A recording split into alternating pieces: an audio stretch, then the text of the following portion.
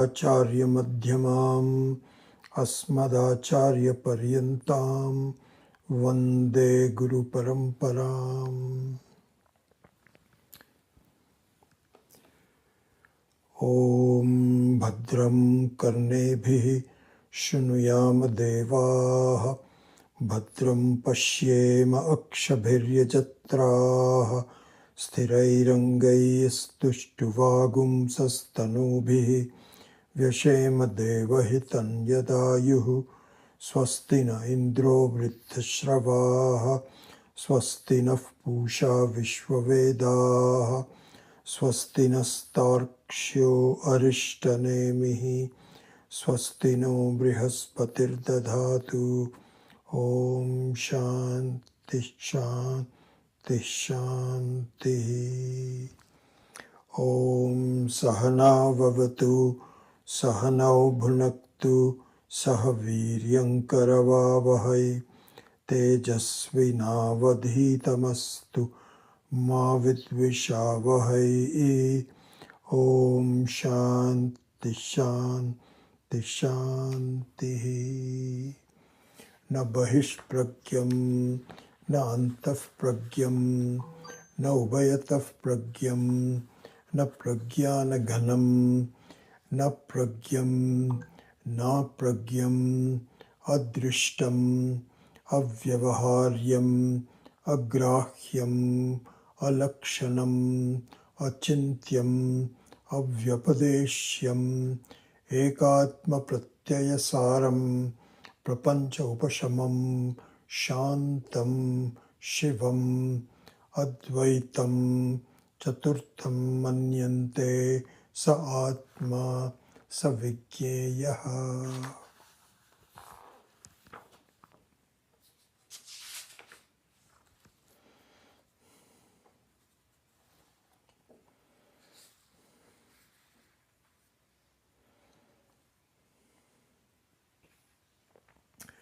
So continuing in from last week,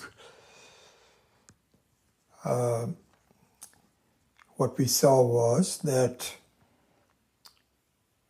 in the prakriya of Vedanta, prakriya meaning the method. So that every teaching has a structure to it that we must understand and follow it. So that is called prakriya. And so there are three ways of looking at the prakriya. And two of them have to do with drishya, and the last one has to do with drik.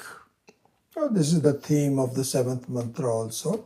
The first line is na altaf pragyam na bahish pragyam, is related to the drishya, what is to be seen, the subject of the movie, so to speak, in the example that we have taken.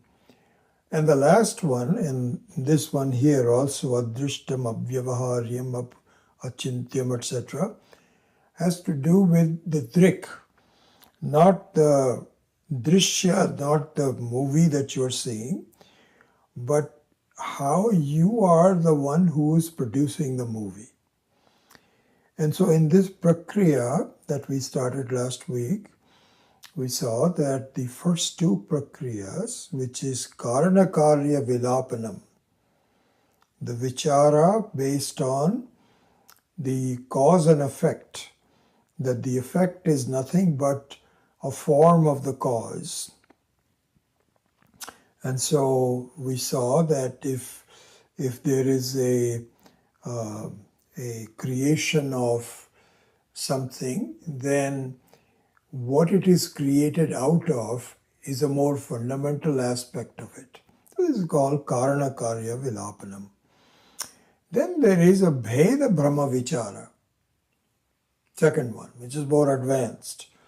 So then the bheda brahma vichara, it essentially says it doesn't matter whether it's a karana or a karya, but even the karana also is imbued with Bheda. So for example, let's take the example of a golden ornament.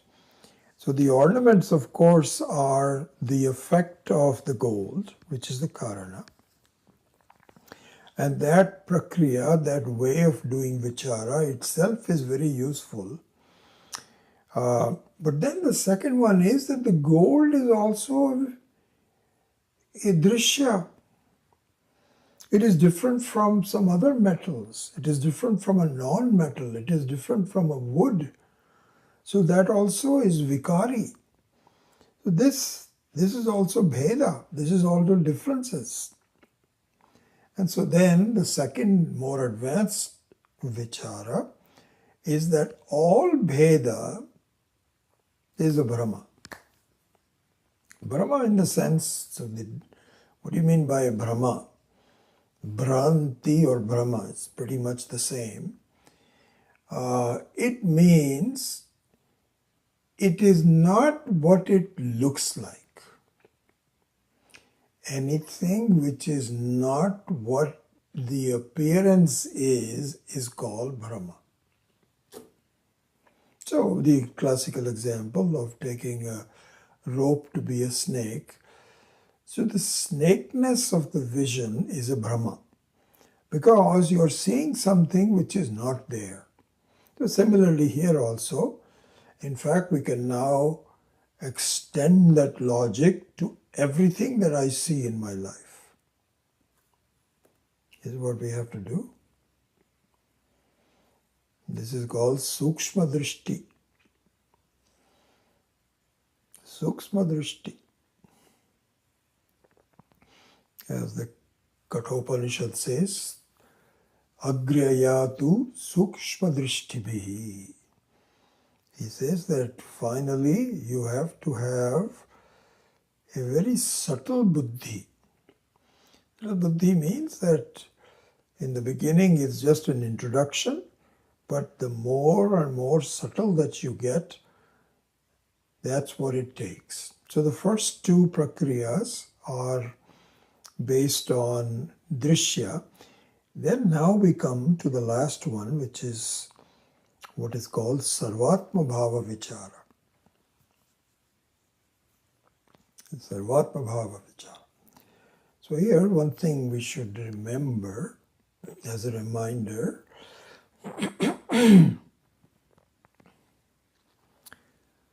that the central premise of Advaita Vedanta, central premise of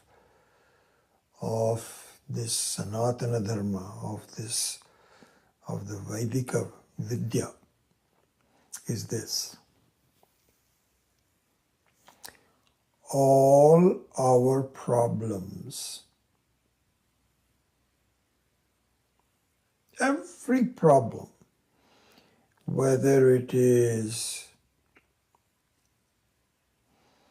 dukkha, raga-dvesha, any kind of a problem, bhaya, fear, concern, regret.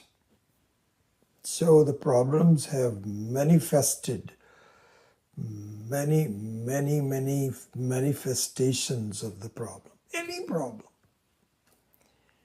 are due to the fact that I don't see myself as I am. This is the central premise of Vedanta. And you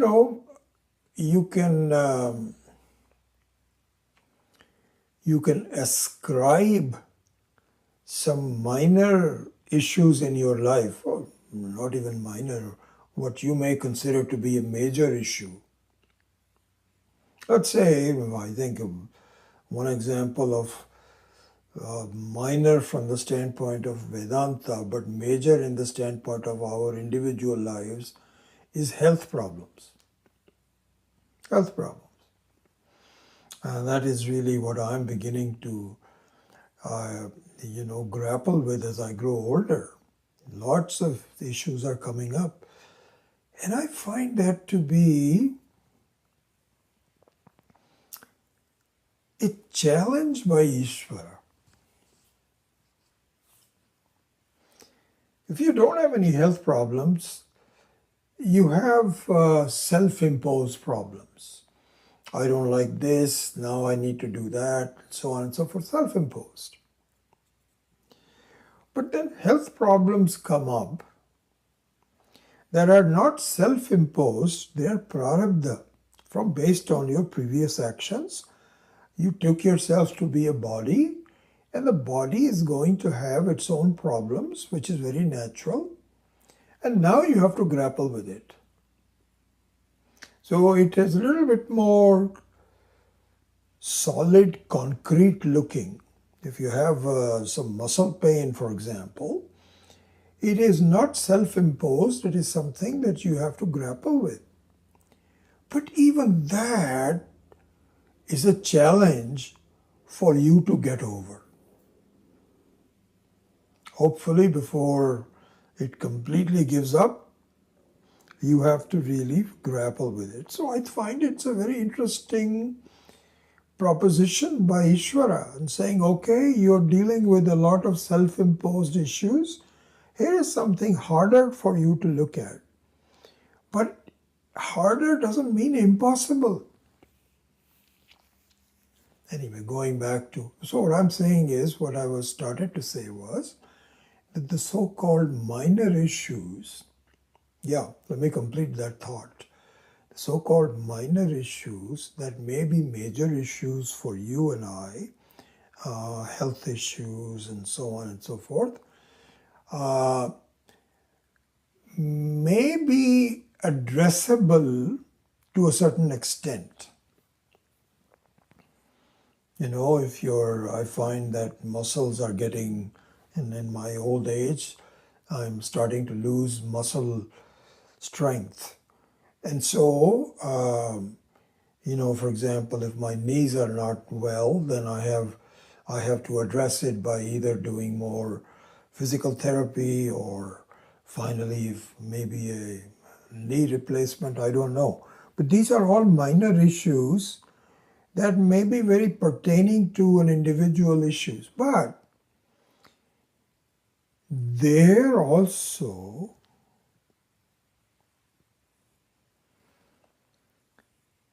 fundamentally it is because I don't know myself.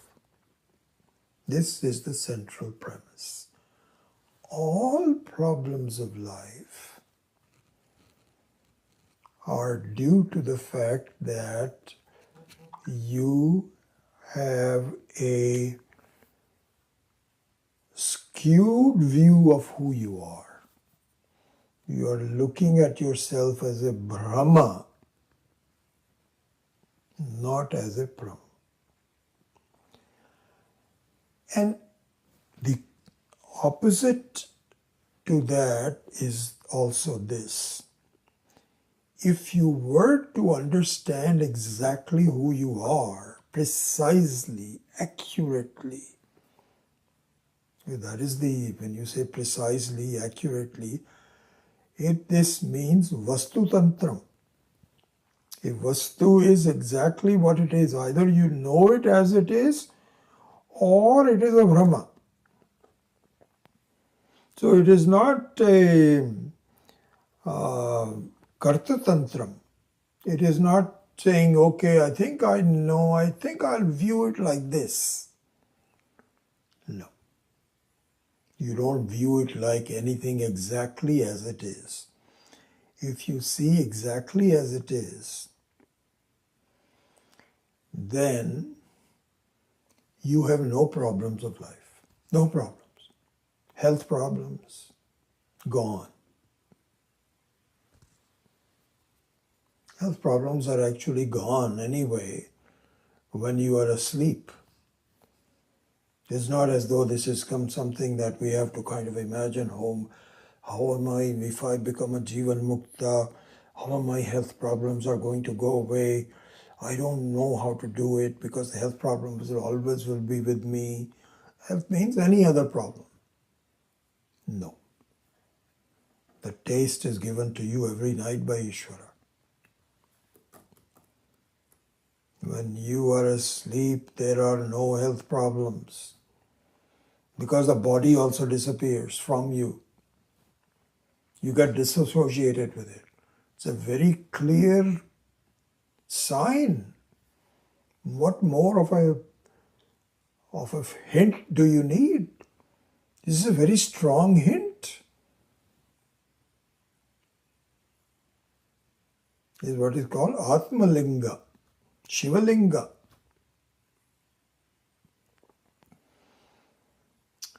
So the Shivalinga is, the sleep is a Shivalinga. Means that you have the ability not to slowly disassociate, totally disassociate, totally. And this is what is called Sarvatma Vichara, Sarvatma Bhava Vichara. And so the second part of the seventh mantra, which is Adrishtam, Avyavaharyam, etc., is really basically the third part of the prakriya, which is Sarvatma Bhava Vichara. So in doing so, in the reading of the teaching of Swami Akhandananda Ji, here's one example which is, you have lots of examples that you can base your thinking on. A very good example of that is the distinction, the viveka of a clay vessel, like a big clay vessel, not just a cup, but what we in India call ghada, a vessel, kind of like a huge clay vessel. You don't find that in this country. If you go to some Mexican stores, they will have a huge, just like a pot. Yeah, I shouldn't say that, because in the garden, you have these pots, but they're all painted and so on. But just a simple clay pot. This vichara is a very good way of doing Sarvatma Bhava Vichara. So this is how we will see today. Okay? This is, if we really develop a Sukshma Buddhi, as we slowly become more, so this is what is called advanced Vedanta. This is what's called graduate level Vedanta. If we develop the background for undergraduate Vedanta and slowly develop the Buddhi for advanced Vedanta, this example itself is sufficient for you to do Sarvatma Bhava Vichara. So let's look into that. Let's look at the elements of it. Okay?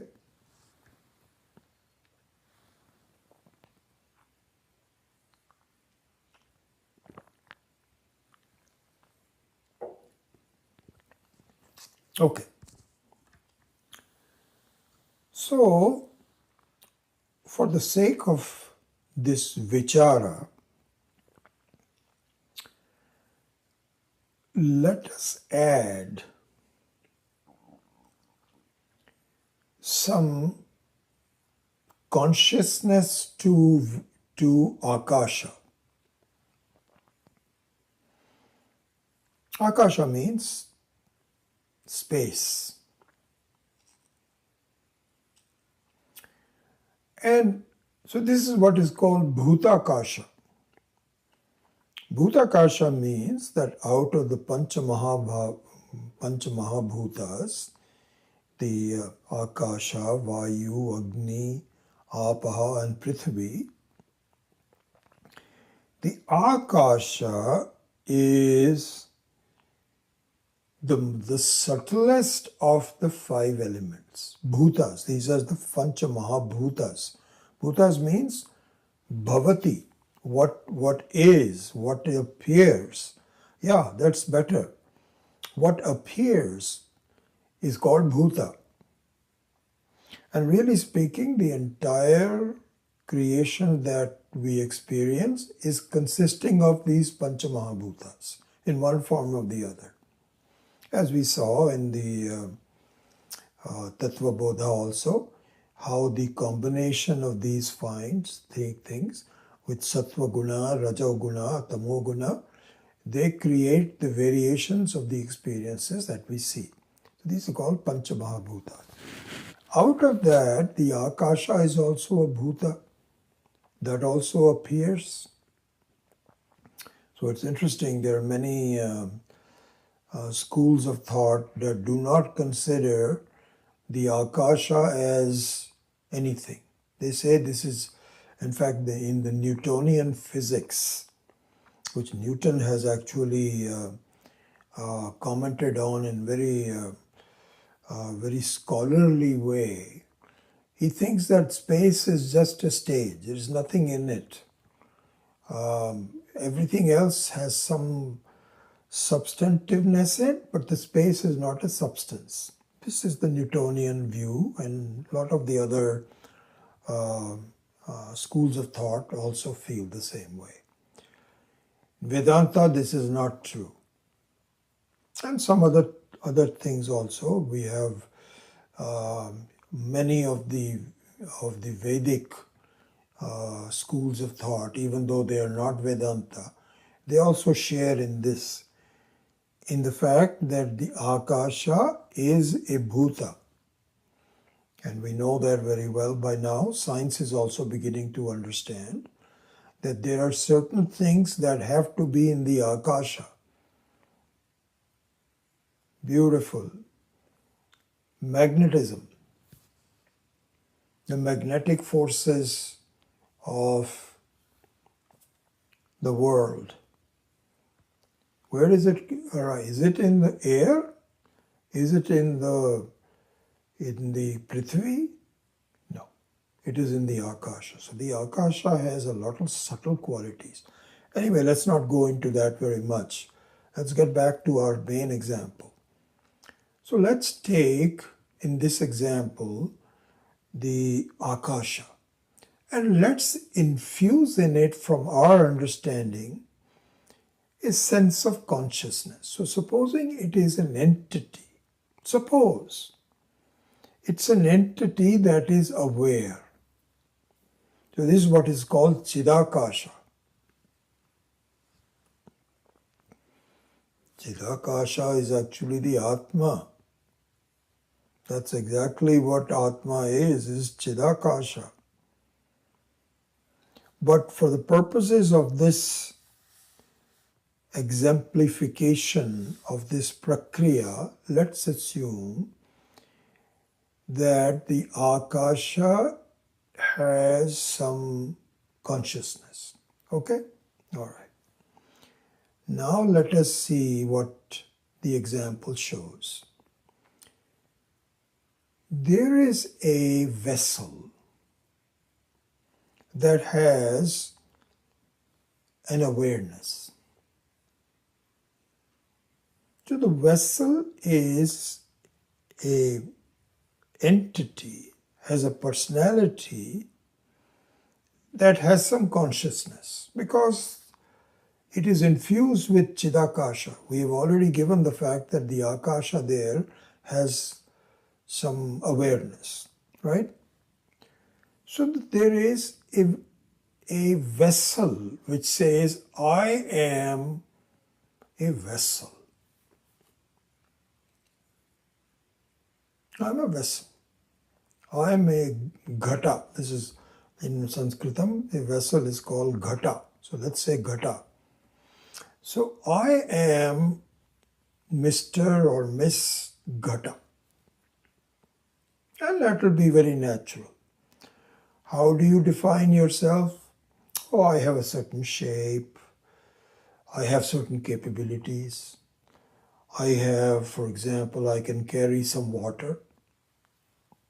All right, can you show me how you can carry water? He says, sure. So put some water into me and it doesn't go anywhere. I can hold it and here is who I am. Okay, put the water in there, fill it to the brim, and this is who I am. This is what is called the personality of the ghata with the Chidakasha. Now, there is Akasha outside and there is a Ghatakasha. So the Ghatakasha only thinks of itself and not the world outside. And if it says there are some other ghatas, so in other words, it's very interesting. This is where the Ghatakasha will say, I have a certain personality and there are other people with the personality. It doesn't think of the fact that the basic substance of everybody is Akasha. It doesn't think that. It says, I am just this much. So now we can draw certain conclusions from it. So in the Prakriya it says that it is missing something. It is missing the fact that there is a total Akasha that has no limits.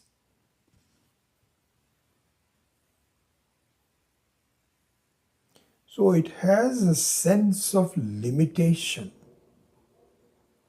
and it defines itself in terms of the limitations. So this is what is called parichinnata. Parichinnata. In fact, let's set aside the word parichinnata. Parichinnata means a sense of limitation. That's the exact translation in English of parichinnam, means a sense of limitation. How does the sense of limitation come? It comes from, this is why we added the water into it. I'll come to that in a minute. That's also a very important element in this prakriya. So the parichinnata comes from two ways. One is called avachinna and the other one is called abhasa. Avachinna, which I will define in a minute, and abhasa, which I will define in a minute. I think you have an idea of it, but I will explain it. Together, the avachinnata and abhasata create parichinnata. Now let us define what is avachinna. Chinna means to cut, to separate. It's called chinna. So for example, if you were to eat an apple, which I did this morning before the class, it was too big of an apple, so I cut it in two. So that cutting is called chinna.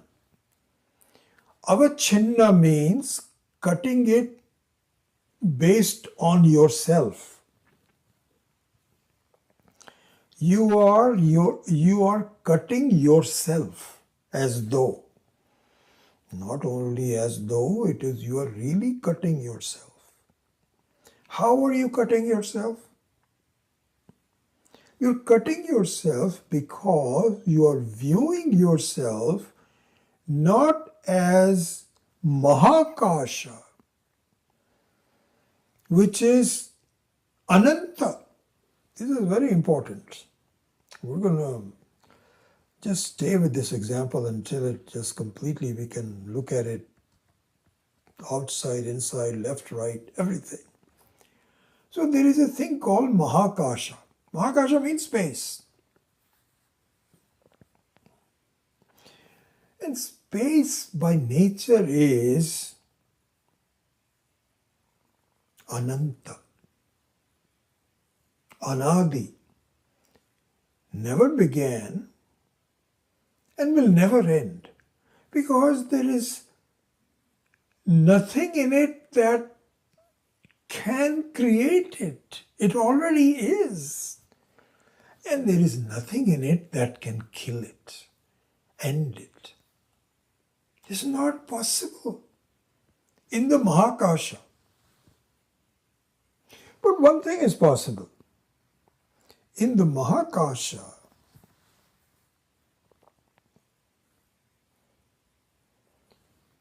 you can make Ghatakasha.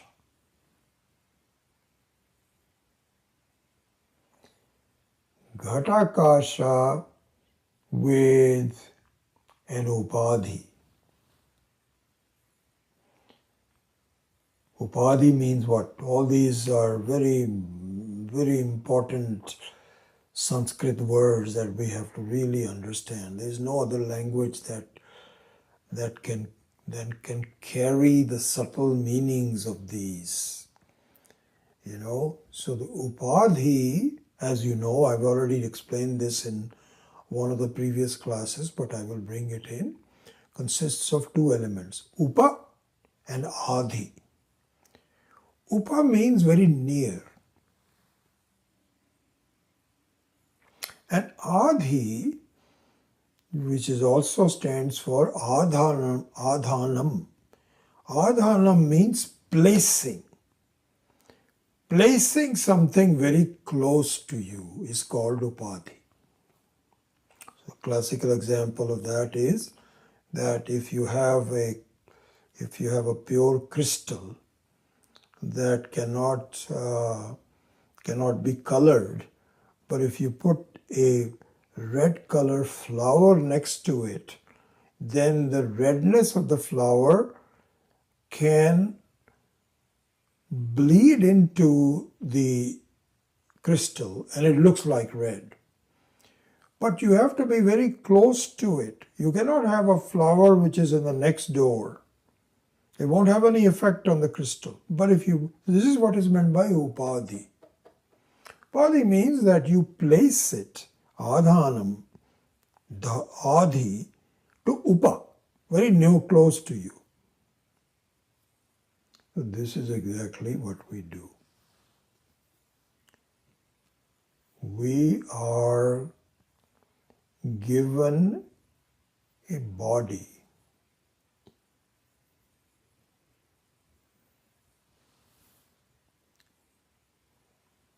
Given a body means that the way we were born with a body. Due to the previous karmas and so on, that we can deal with separately. But the fact of the matter is that the moment you take birth, you get associated with a body. And the moment you have awareness of, when you are a baby, a newborn baby, you don't have any awareness. The newborn baby doesn't know I'm the body or not body, and it has nothing to do with it. If it's hungry, it just cries. That's it. It sees there's some hunger in my mind, and the crying is very natural. All comes from the previous birth. But the sense that I am this body doesn't come until later, when somebody touches it, and so on. From that point on, it develops a personality.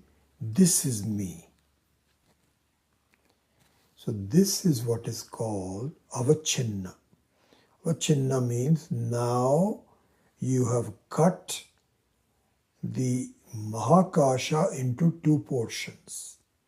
One is Ghatakasha and one is Mahakasha. That's exactly what happens in our life. We now limit our identity to I am a jiva. So this is called avachinnatvam. Okay? So the avachinnatvam, avachinna means that you have now cut from a sthula sharira standpoint. So if you look at the ghata, so it looks upon itself as a sthula sharira. This is who I am. So, we talk about the room space. So the room space develops a personality that this is who I am. This is me. And yes, there are other rooms in the house that are different. They may be bigger, they may be smaller, but this is who I am.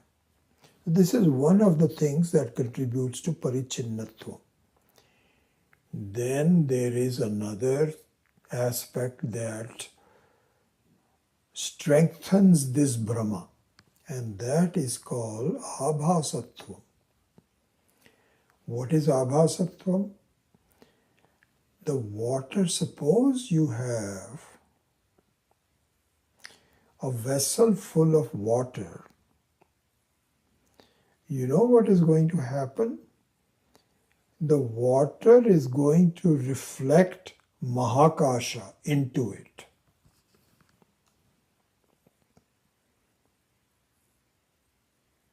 The water in the vessel is capable of reflecting Mahakasha. If there are clouds in the Mahakasha, the water reflects the cloud of the Mahakasha. If it is sun shining, the water also reflects the sun in the what is called Jalakasha. So Jalakasha, and where is the Jalakasha? The Jalakasha is in the Ghatakasha. It is in the vessel. So now vessel has two things that totally convinces it that this is who I am. Why? Because the Jalakasha, the water that reflects the outside, is not Sthula Sharira, it is Sukshma Sharira. And it is not Avachinna, it is Abhasa. See the difference? This is important to see. So the Avachinna separates the outside from inside. And Abhasa reflects the outside into inside. So there is a sthula component to it and a sukshma component to it. So there is a body component to it and a thought component to it.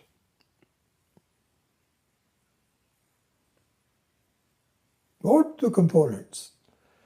And so this creates a personality of the ghata, saying this is who I am. It has a body, and not only that, it is not just like an inert body, it is alive with thoughts. In fact, the body itself reflects because the body itself is alive. That's why if you touch it, it says, that's me. Then inside there are lots of thoughts. What is going to happen to me? I'm different from that. What do I have to do today? All the experiences, Vyavaharika Satta, all because of the combination of two things. To summarize now, combination of two things. One is Thula Sharira Upadhi and the Sukshma Sharira Upadhi, both combined into one and creates a certain personality, and you deal with it to a certain extent and you are used to dealing with it, and this is where your identity is. This is the identity. This is the abhimana. This is called jivatvam. This is the jiva.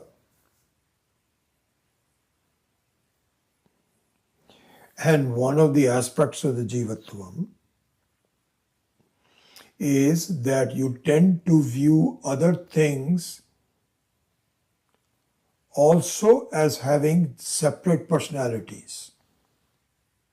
Like, for example, if you are in a room space, you know for a fact that you are not the only room. In fact, the reason that you are a room is because there is another room on the other side of the wall.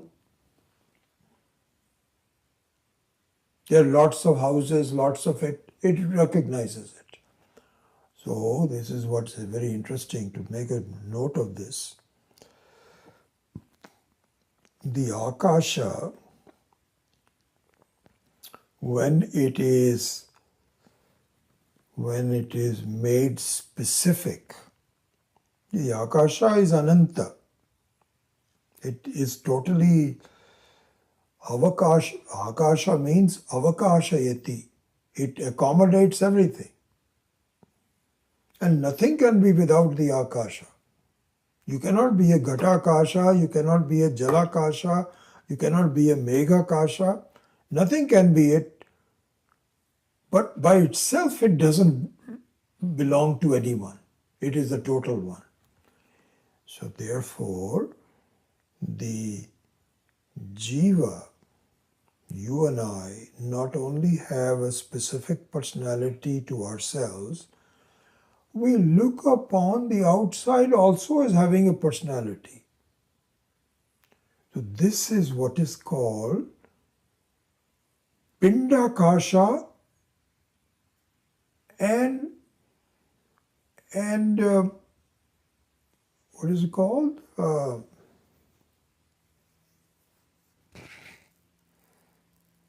I'm suddenly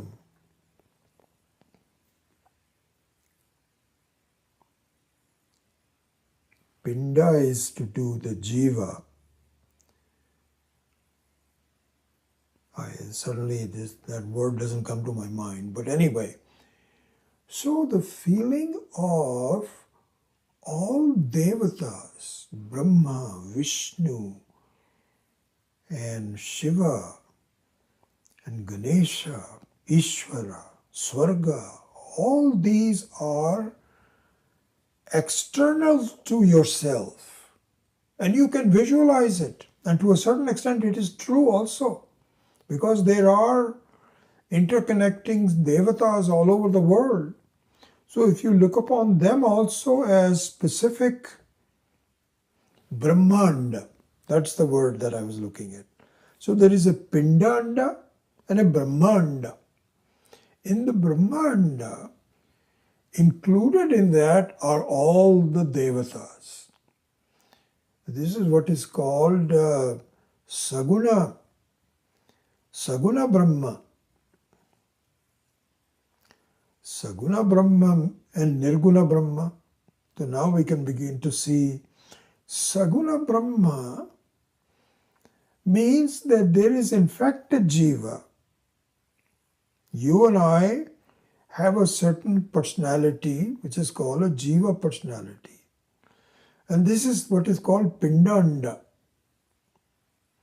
Then there is a Brahmanda. And the Brahmanda has a personality where it is infinite, it is very powerful, it has lots of ability to regulate the creation. So both Brahmanda and Pindanda are both Saguna Brahma.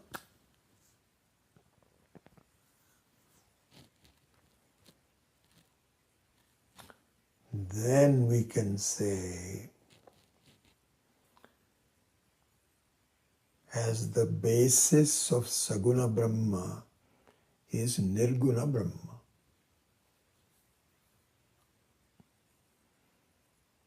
Nirguna Brahma. And the Nirguna Brahma is the basis of both Ghatakasha and Bhutakasha and Meghakasha. It is Akasha. Now comes a summary of this which is really worth grasping and thinking about. It's called Nishkarsha. Nishkarsha means the very essence of all of these examples and so on and so forth, which is what? Okay. So this is interesting. Just before I tell you that, Swami Akhandananda has said that what would be called a undergraduate level Vedanta, these are my words, but I can identify what his thinking is and so on. What is called undergraduate Vedanta is where you look upon this as interesting and useful concepts.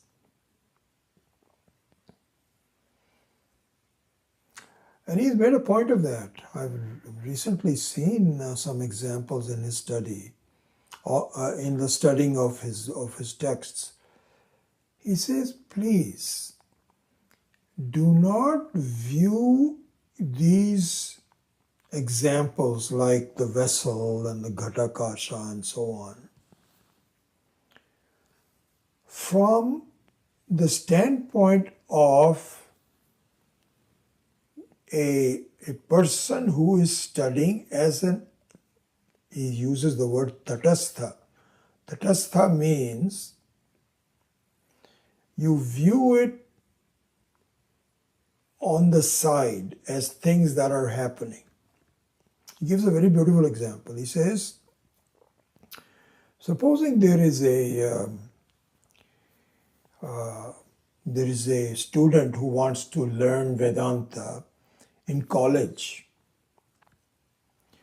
and you learn that there is Vedanta means like this, and Sankhya means like this, Buddhism means like this, Jainism means like this, Christianity is this, and it knows all about it.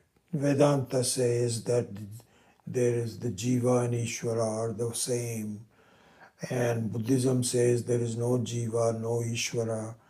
Jaina feels something different, and so on. And now he becomes an expert. He can write books on it, and so on. Has he learned Vedanta? No.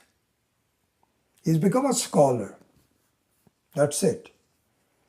So he says, please, if you just do it like this is just undergraduate Vedanta. Graduate Vedanta is that you see the truth of it to yourself. Who are you? Don't exclude you, I'm just a student, and so on and so forth. This reminds me of an interesting incident in my life. I think I've talked to you about it in some of my previous classes, so forgive me if this is a repetition, but that thought comes back to me.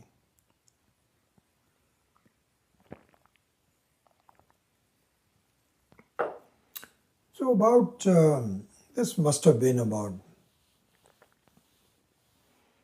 maybe 20 years ago, somewhere there, I don't know, long time ago. And I get some inputs from people like that from time to time. I got an email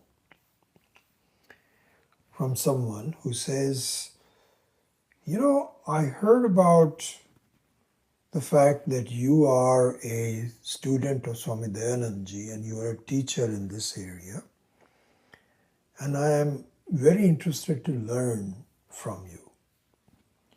How can we do that? Oh, I was very happy. I tell you, even now when someone approaches me, that is like Ishvara sending that person to me, and I'm very happy, honestly. So I immediately replied to him and I said, I'd be delighted. Can we talk on the phone? So he called me. So I said, who are you?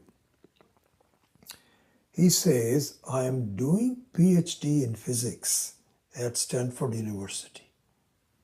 I said, wow. To be admitted to Stanford University is not easy. You have to be so bright. You are very disciplined. You have to have a lot of background. And to do PhD in physics and so on, I immediately thought, my God, this is wonderful. So I said, yes, how can I help you? He says, I belong to an association of some Hindus in Stanford University, which is right next to me. This is when I was still in this house. And we have a study group and we want to learn more about spirituality.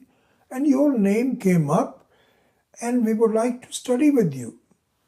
I said, oh my God, this is my good fortune in life. I thanked Ishvara, I says, to send me such bright students. I says, when can we meet?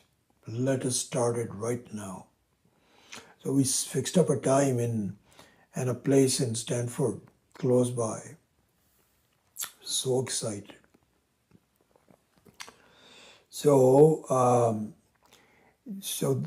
we said, how should we start? So I said, let me give you an introduction about my study and how I started and what am I doing and all that. And then after that, I will ask for questions and so on. So I did that for about 20 minutes or so. Then I asked for questions. I tell you, that was such a lesson for me. I can never forget. There are people who said,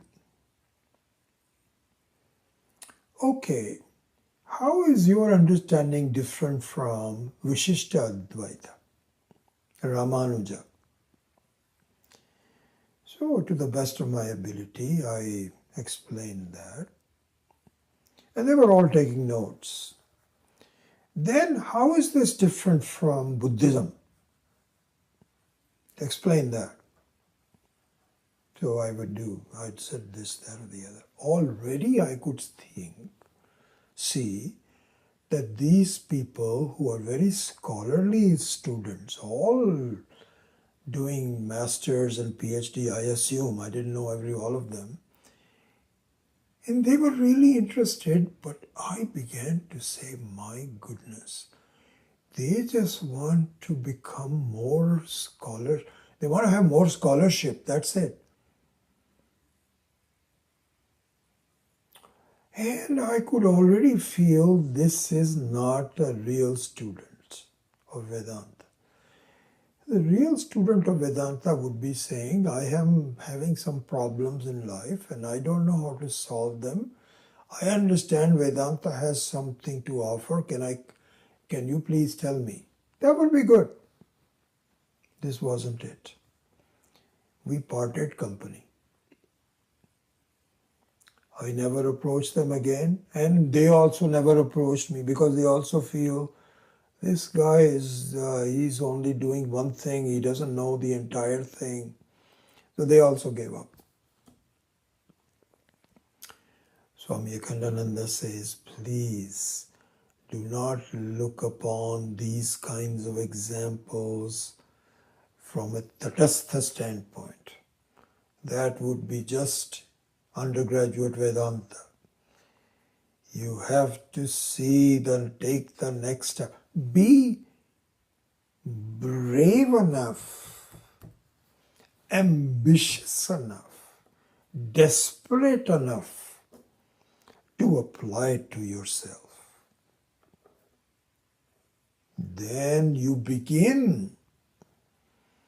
You haven't finished it yet, but you begin to take the final steps towards the understanding.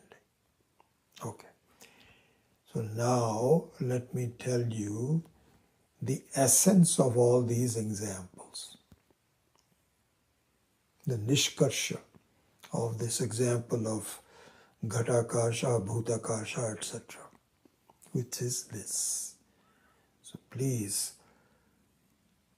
note this down in your mind very carefully, as I have, because whatever I'm telling you, I'm just sharing my own thoughts and my own beliefs and my own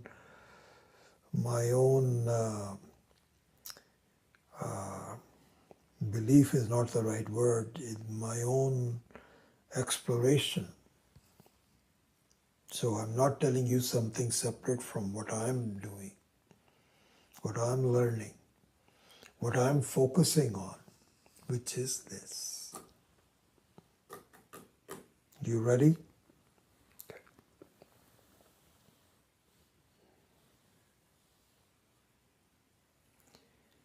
Anything which is parichinnaha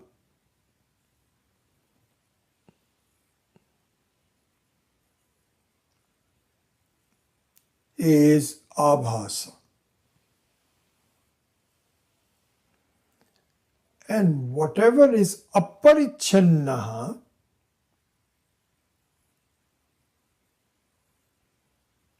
is paramartha.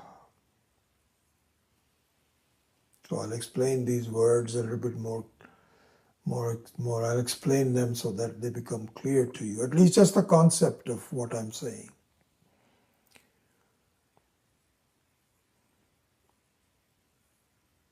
The reality, the truth,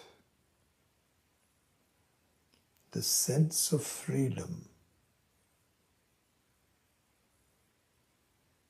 is real.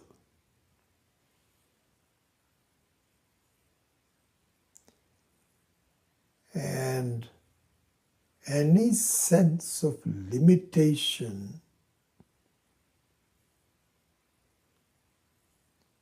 is an imagination.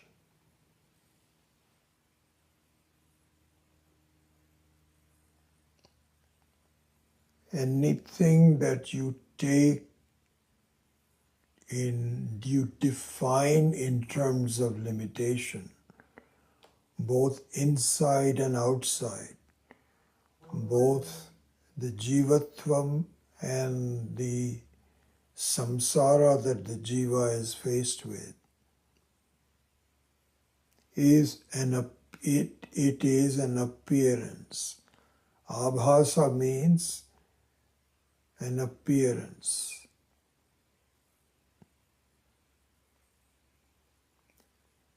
And aparichinnaha,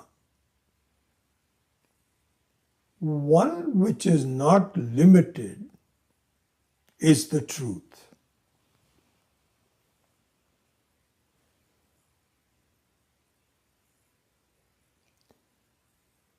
So here in this example, as we saw, Akasha is the truth. Mahakasha, now you can even take out the word Maha, because the Maha means the total, the ultimate.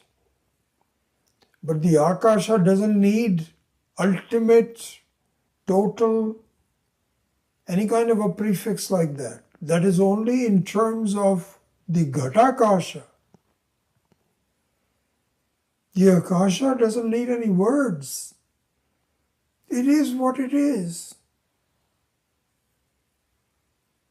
And it is Ananta.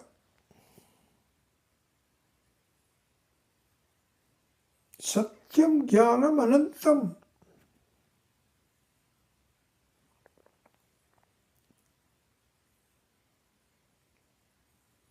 So the self, which is Satyam Jnanam Anantam,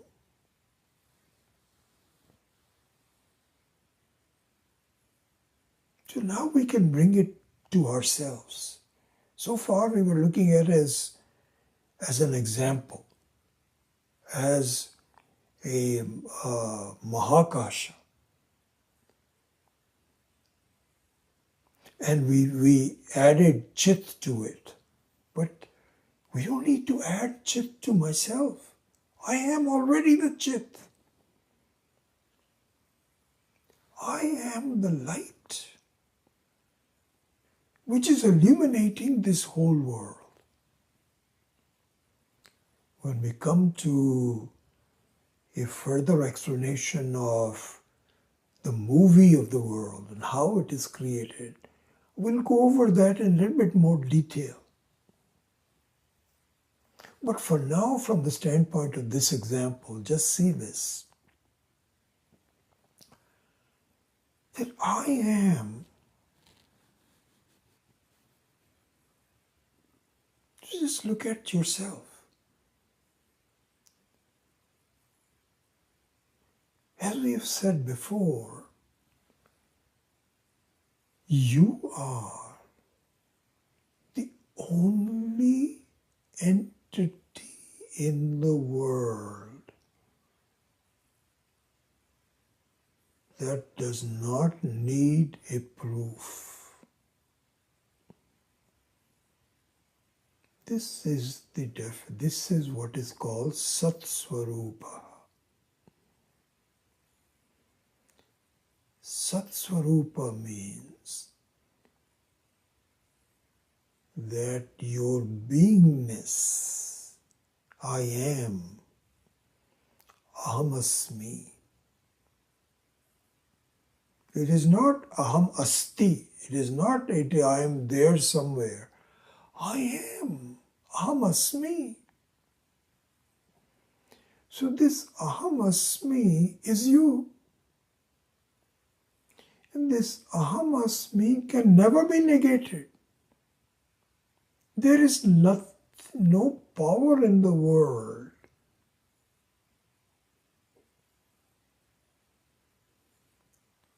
that can negate your beingness. And if you think that you have some doubts about it, you know why you would have a doubt about it? Because you look upon yourself as a jiva, as a ghatakasha.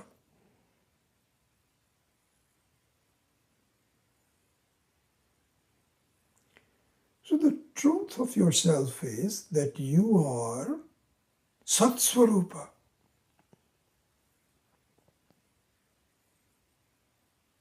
And you are Chit Swarupa. Chit Swarupa means you are not inert. The fact that I am is also the fact that I know. I'm aware. So the awareness is your Swarupa. It is not something which you are imported. You haven't borrowed it from anyone.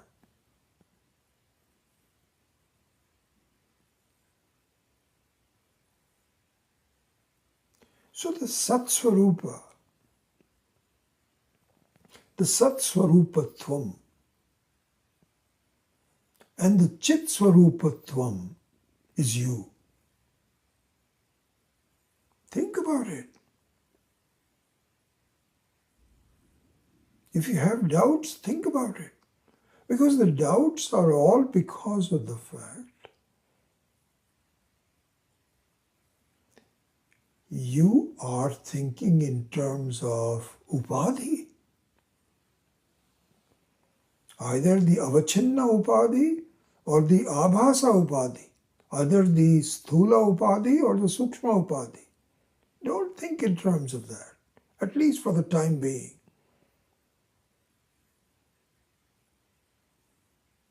And in your Ananta, just like Akasha, you're Ananta. Satyam Jnanam Anantam. And the Anantam Tvam is Ananda. Satchit Ananda. Sat Swarupa, Chit Swarupa, Ananda Swarupa. This is the reality. So, in essence, this is an important thing for us to see. Any sense of limitation is an appearance without truth. Just think about that. You write this one down and revisit it. Hold on just 1 second.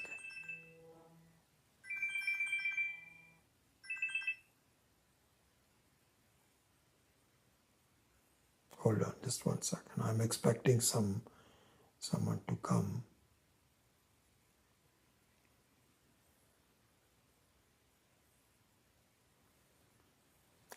Hello? Hi, this is Danny. Hello, Danny. You're a little bit early. I'm teaching a class. No worries. I will be done in about 10 minutes. And then... I'm at the dealership right now, so I just wanted to kind of call you and tell you if I should start to leave now. Sure. Absolutely. Awesome. Okay. I'll start getting on the road now then. Alrighty. Very good. Thank you. Bye-bye. Okay. All right, bye. Sorry about that.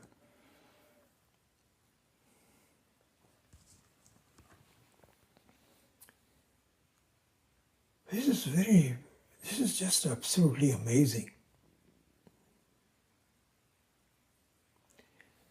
That the Satchidananda, Satyam Jnanam Anantam, which is the Atma,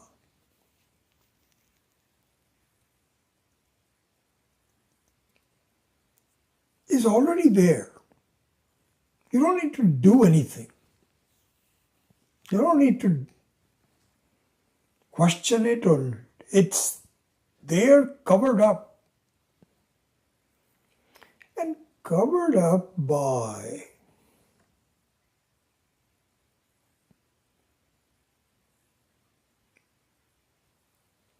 your erroneous sense of limitation.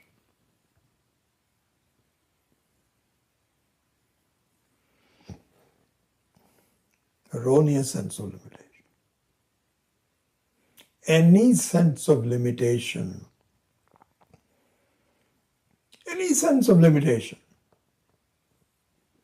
either sthula limitation or sukshma limitation, karana limitation, any kind of limitation, parichinnata. In Sanskrit, limitation is called parichinnata. So the parichinnata, this is just the more I think about it, it just has clarified a lot of things to me.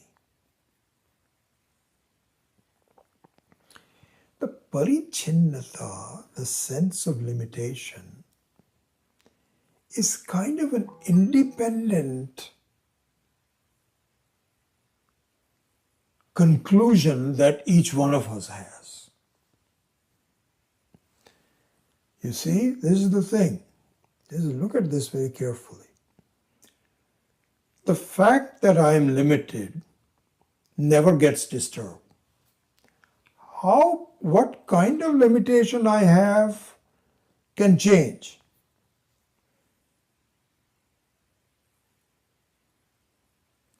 So, for example, when I'm sleeping, I don't have any limitation.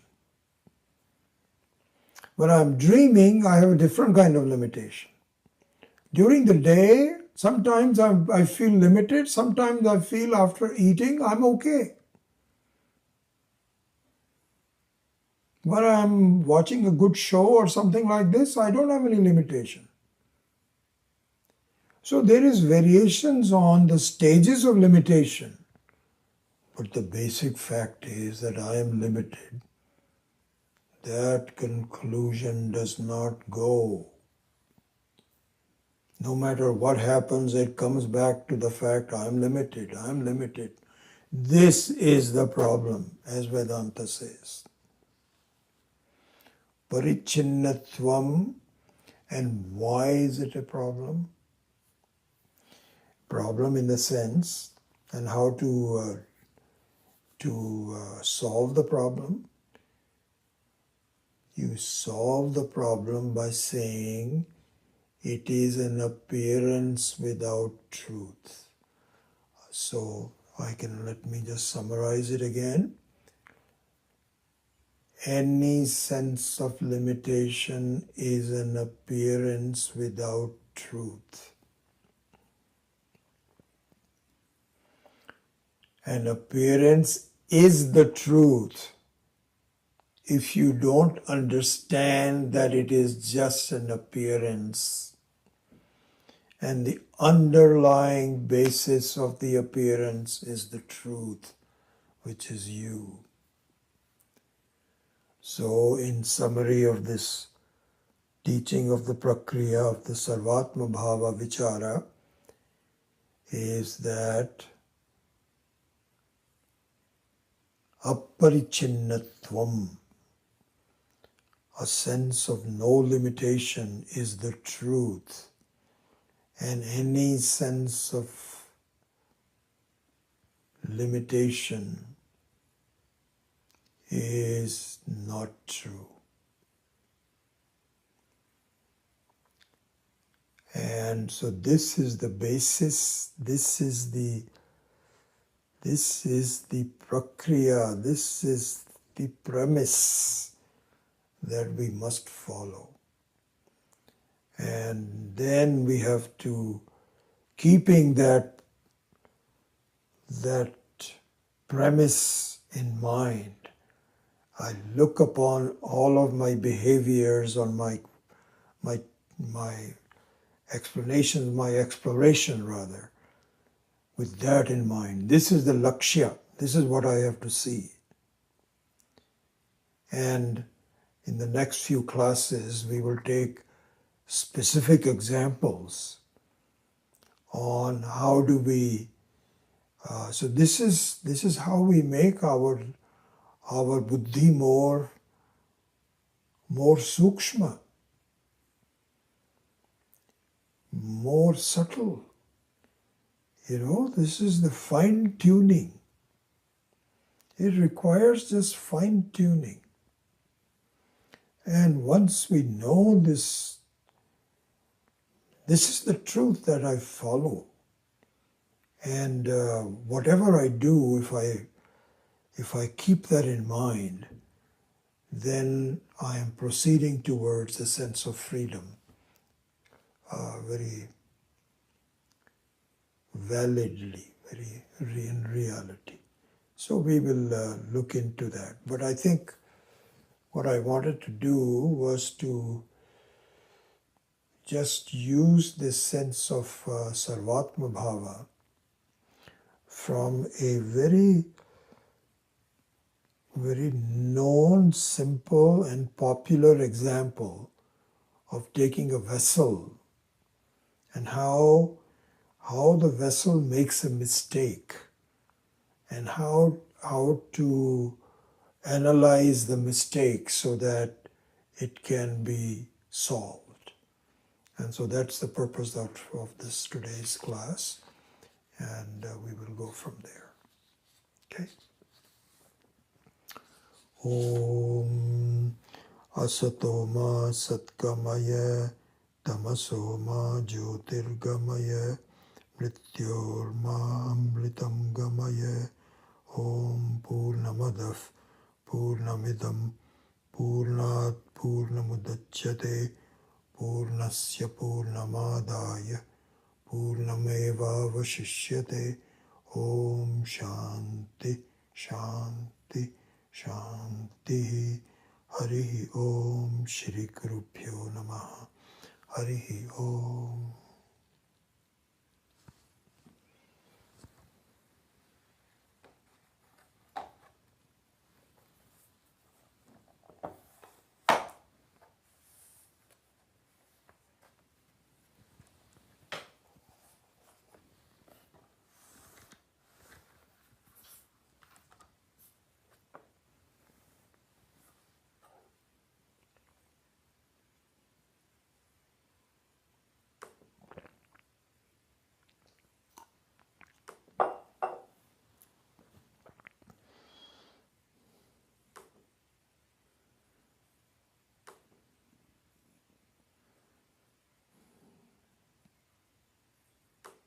Simple and popular example.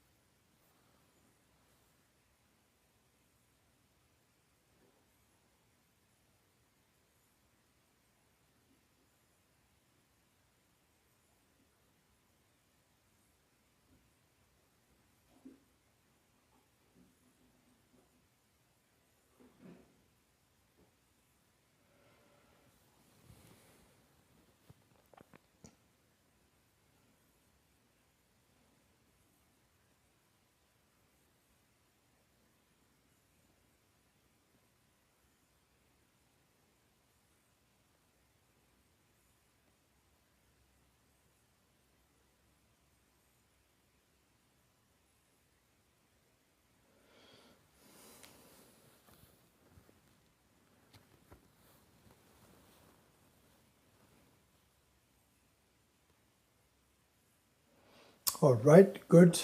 Good to have you all.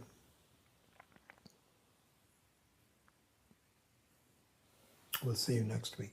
Hari Om.